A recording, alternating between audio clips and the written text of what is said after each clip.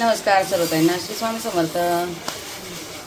तर बघा आता संध्याकाळची वेळ आहे, जिरा पावडर वगैरे राहिली नव्हती तर म्हटलं आता थोडंसं निवांत आहे, जेवणाचं जास्त टेन्शन नाही।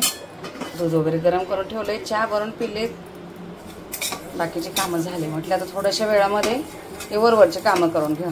बारीक गॅसवर जिरा भाजायचा म्हणजे कडू होत नाही पावडर, एकदम बारीक गॅस केलेला आहे, नाही तर फास्ट गॅस असेल तर कडवट होती जिरा पावडर। बारीक गॅस असं एकदम छान असे लालसर होईपर्यंत भाजायचे, कुरकुरीत होतात, कुरकुरीत होईपर्यंत छान असे भाजायचे। तर हे भाजून घेते, जिरं भाजून घेतले, असं लालसर भाजले बघा, आणि असं चाळणीमध्ये काढले, ताटात काढलं तर घाम येतो। आणि आता इथे टाकते शेंगदाणे भाजायला। हे बघा असे एवढे थोडेसे ठेवले कच्चे, आता हे फ्रीजमध्ये ठेवणार, कधी कधी कच्चे पण लागतात कशाला, हे फ्रीजमध्ये ठेवणार। आणि एवढे हे भाजून घेते, एकदाच भाजून ठेवले तर मग टेन्शन नाही राहत, सारखं सारखं घ्यायचं। आता हे बारीक गॅस, मिडियम गॅसवर भाजते, एकदम बारीक नाही, मिडियम गॅसवर भाजून घेते। मॅच चालू आहे, पोरं मॅच बघताय आणि आवाज चालू आहे त्यांचा। तर शेंगदाणे वगैरे भाजून घेते। तर त्यांना माझं शेंगदाणे वगैरे जिरं भाजून सगळं मी ठेवलं, आता सकाळी बारीक करणार आहे असं झाकून ठेवलं इथे। आणि आता मला लावायचं केसांना तेल, तुम्हाला मागे पण दाखवलं, हे बघा आपलं खोबरेल तेल, थोडीशी मेथी आणि हे एरंडेल तेल बघा। एरंडेल तेल असं 1 चमचाभर आणि 2 चमचे खोबरेल तेल घालायचं। आणि चांगली मेथी अशी यामध्ये होऊ द्यायची, अशी चांगली लालसर होऊ द्यायची। मेथी सारखं सगळं तेलात उतरतो। आणि असं रात्री झोपताना तेल लावायचं केसांना।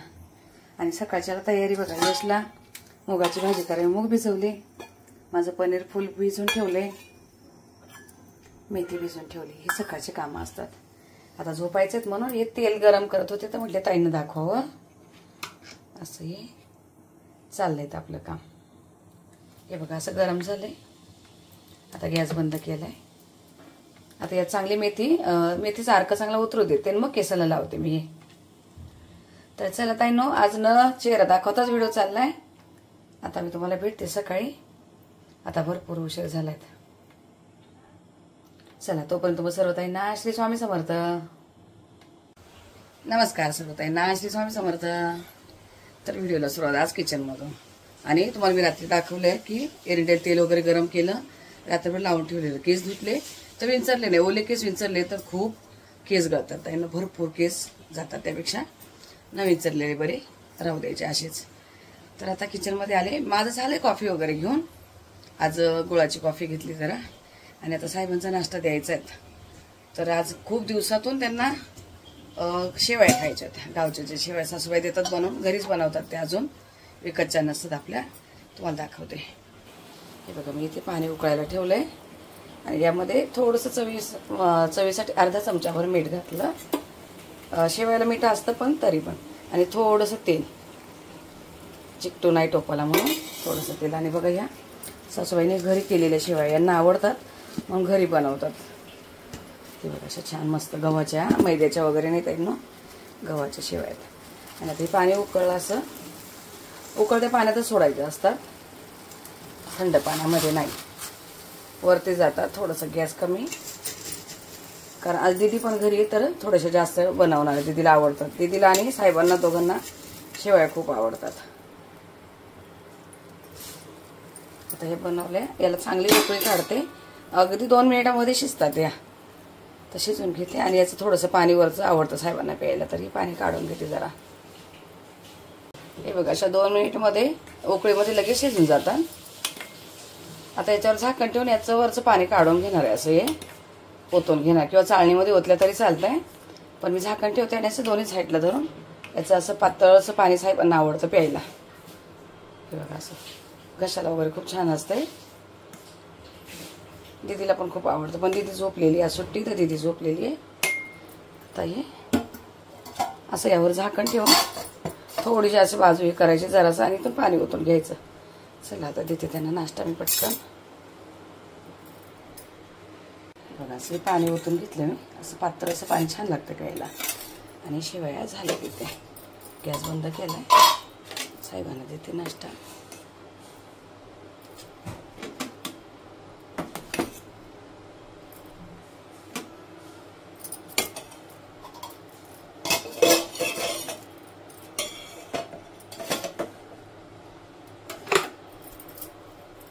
उकळतं दूध, चांगलं असं गरम गरम दूध.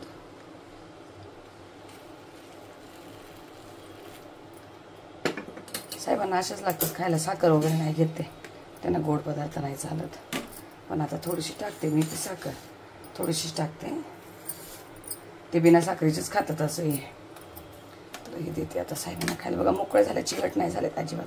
तेल घातलं तर चिकट नाही होते. मग देते त्यांना नाश्ता पटकन. हे बघा पहिलं आज ना मी पीठ मळून घेतलं, एकदम बरोबर झालं. आज नाही चिकटलं बघा भांड्याला. का तर मी आज मेजरच घेतलं बघा. 3 वाट्या पाणी आणि 3 वाट्या पीठ घेतलं आणि 2 वाट्या पाणी घातलं. मग त्यामुळे बरोबर झालं हे. आता यामध्येच कांदा टमाटा घालते. म्हणून आता हे दुसरं ब्लेड, पिठासाठी हे ब्लेड होतं. हे बघा पिठाला हे प्लास्टिकचं आहे, मी आता धुवायला टाकलेलं ते. हे प्लास्टिकचं पिठाला आणि हे स्टीलचं खूप धार आहे याला. काल माझा थोडंच हात कापलेला, अंगठ्याला कापलेलं. तर आता याला टाकते.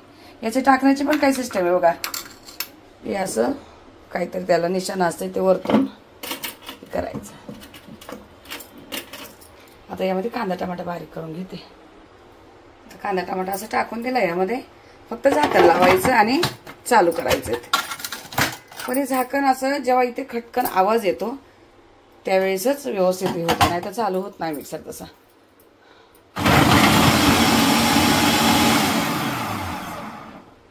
एकदा चालू बंद केलं की बारीक होतं.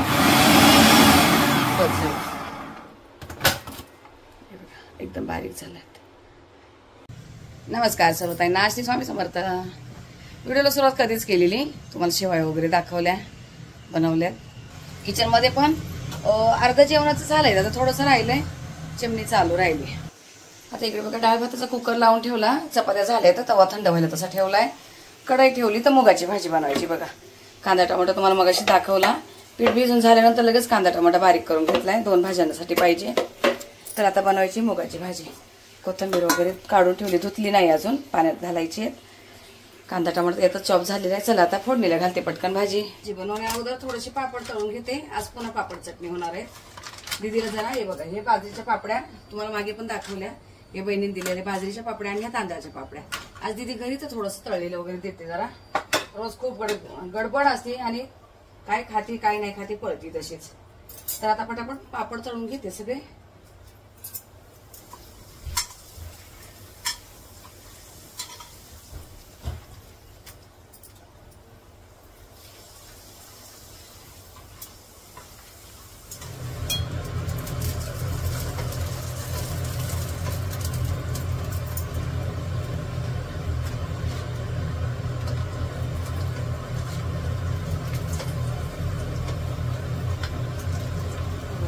पापड सगळे तळून झाले.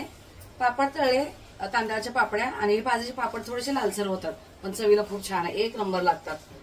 तर आता हे थोडं साईडला ठेवते. पहिलं भाजीला फोडणी घालते, याची बनवायची चटणी. तर हे थोडं असं थंड होते ते पापड पहिले. तर आता इथं पापड तळलेलंच तेल आहे, आता तेल काही टाकत नाही पुन्हा. तेल चांगलं गरम झालं. आता इथे टाकते मोहरी चमच्याभर आणि अंदाजाने चमच्याभर जिरं घातलंय.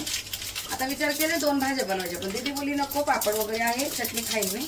आता सगळा कांदा टमाटा मी एकाच भाजीला टाकते. नाही तर शिमला मिरची बनवायची होती दीदीला. परतून घेते कांदा, तोपर्यंत ती कोथिंबीर टाकते. कांदा टमाटा परतलाय, पण मी आज फोडणीला लसूणच टाकायची विसरली. आता डाळीला जेव्हा कापला तेव्हा लक्षात आलं की मी लसूण नाही टाकलाय. थोडंसं आलं लसूण पेस्ट इथे मी फोडणीमध्ये आपलं कांदा टमाटा परतायला टाकली. इथे थोडीशी कोथिंबीर डाळीसाठी थोडीशी ठेवली आणि भाजीला जास्त टाकली. इथे डाळीला मी थोडं लसूण चेचून घेतलाय, 4 मिरच्या कापून घेतल्या. कढीपत्ता झाड खूप बारीक बारीक आलाय, इथे नाही घेतला. कांदा टमाटा परतलाय. थोडीशी घातली हळद, 1 चमचा आपली काश्मीरी पावडर,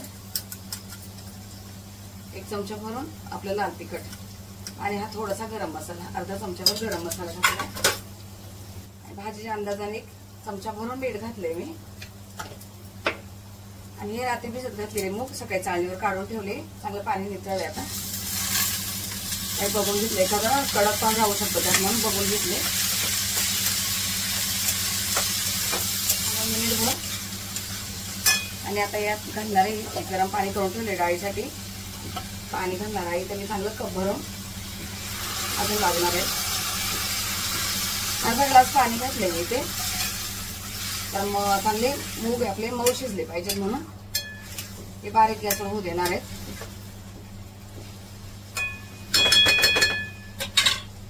आता हे असं झाकण ठेवते आणि गॅस बारीक करते. गॅस कमी केला तिकडे द्यायची आता डाळीला फोडणी. आता डाळीची फोडणी खूप वेळ दाखवत आहे, नॉर्मल साधी सिंपल असते. इकडे डाळीला फोडणी देऊन झाली, डाळ उकळती बारीक गॅसवर. डाळ आता 2 टायमाची केलेली आहे, तर भरपूर उशीर झाला. आणि इकडे भाजी होती आपली बघा.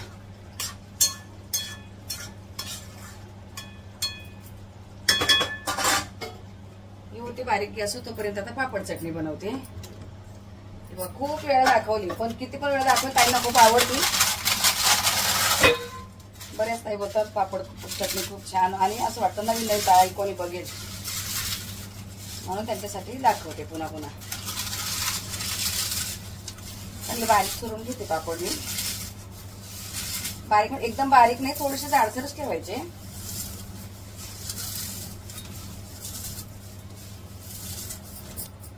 झाले तशी पापड चिरून. आता एकदम साधी सोपी आहे पण खूप छान खायला.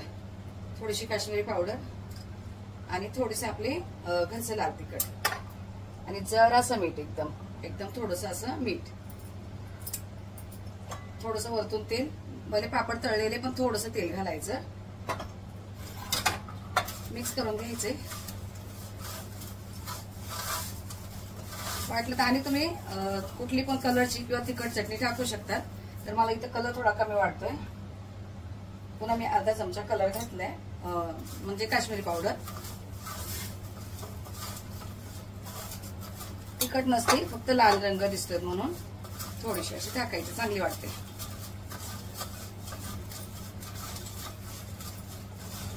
पार्सलचा डबा आहे आपला.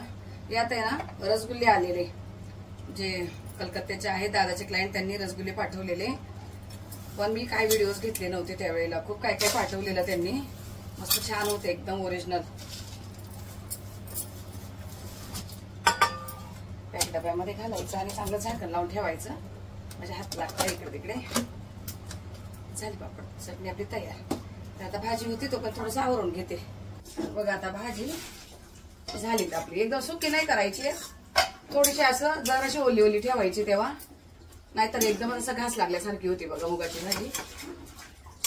अर्धा ग्लास पाणी घातले, पुन्हा थोडंसं मला अर्धा कप पाणी घालावं लागलेलं. एकदम छान शिजली बरोबर. अशी ओलसर असेल तर खायला चांगली वाटते. ताईनं बघा सगळं जेवण झालंय. मुगाची भाजी काढून घेतली, कांदा टमाटर जास्त घातला, छान झाली अशी लालसर मस्त वाटते. तेल नाही जास्त घातले. डाळ झाली आपली, तुरीची मुगाची डाळ होती. भात आहे, सकाळी शेवया बनवते दीदीला, अजून दीदीने खाल्ल्या नाही, दीदी गेलेत बाहेर.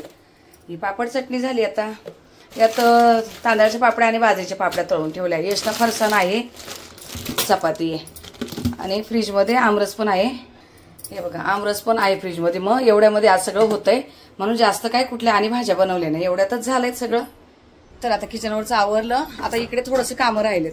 कामं म्हणजे साफसफाई तर केली कालच, साफसफाईचं काही नाही, पण थोडेसे कपडे वगैरे पडले इकडे, ते आवरावरी करायचे. तर चला ठीक आहे, आता या व्हिडिओला इथंच थांबवते ताईंनो, आणि भेटू आपण पुढच्या व्हिडिओमध्ये. तोपर्यंत तुम्हाला सर्व ताईंना श्री स्वामी समर्थ.